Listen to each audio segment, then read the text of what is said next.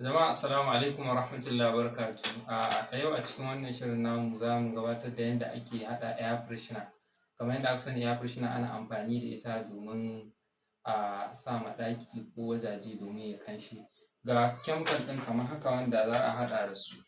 Na ɗaya akwai turare wanda shine perfume gashi kamar haka. Sai na biyu akwai abin da ake ce ma ethanol gashi nan wajen. Sai na uku akwai abin da ake ce ma kalu, amma kalu optional ce. Sai mutum yana so, ya danganta ga yanayin yadda mutum yake son kalar, ko kuma mutum ba sai ya sa ba. Sai na hudu ko kuma na hudu kenan, muna da Texaphone ko sulfonic acid. Za ku gan shi baƙi ne kamar haka. Shi ne ake ce ma ethanol ko sulfonic acid. Texaphone amin. Sai na biyar menthol.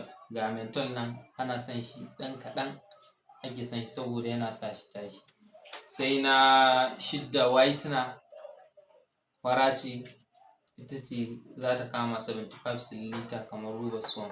Sai na bakwai ruwa, ga yanan wajen galan guda ɗaya. Za mu yi kamar awon na galan guda ɗaya.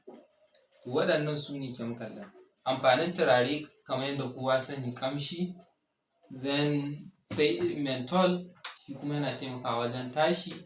Sai ethanol shi ma yana taimakawa wajen abin ya tashi. Sai Texaphone ko sulfonic acid shi kuma amfanin shi domin ya haɗa kayan duka gabaki ɗaya. Kala kamar yadda na ce a farko optional ce. To idan za mu haɗa a farko za mu ɗauko turare kamar haka. Mu buɗe kwalbar turare sai mu samu wani waje spare haka sai mu juye kamar haka. Idan muka juye turarenmu, daga nan kuma abinda mutum zai sai ya ɗauko ethanol.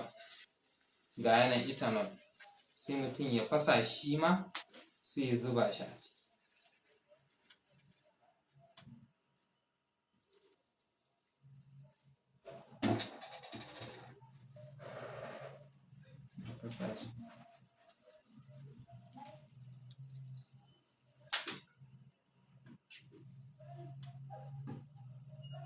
Shi ma sai a juye shi a ciki.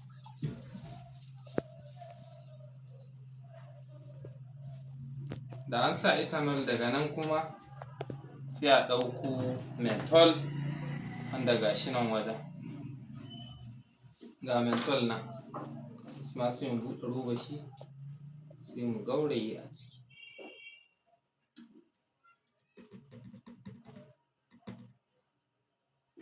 Su waɗannan duka kaɗan-kaɗan ake son su. Dukansu turare ne ake ɗan son ya ɗan fi yawa, amma su sauran ɗan kaɗan-kaɗan makimanci ake so. Sai kuma daga nan Texaphone wanda shi zai gauraye ya haɗe duka kayan gabaki ɗaya, yana taimakawa wajen haɗewa. Za ku gan shi ga yanan baƙi ne. Sai a zuba shi ma a ciki.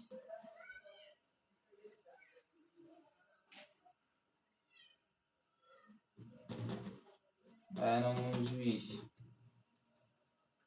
To daga nan duka an zuba kayan haɗi da duka muke buƙata, amma banda kala.